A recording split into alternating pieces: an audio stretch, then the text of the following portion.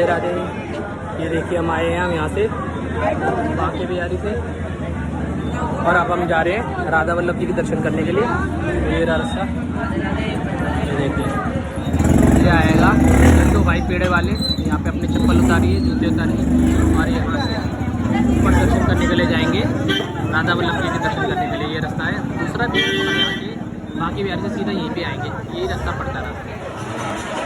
भक्तों देखो प्रभु जी अब करवा रहा हूँ राधा वल्लभ जी के दर्शन। तो देखिए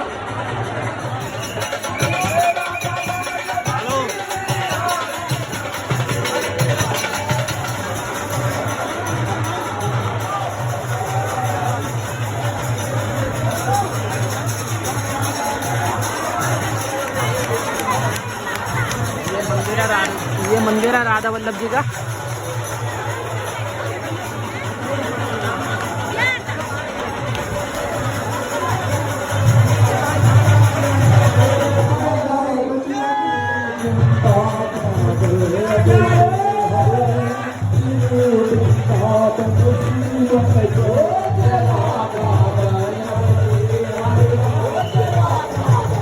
श्री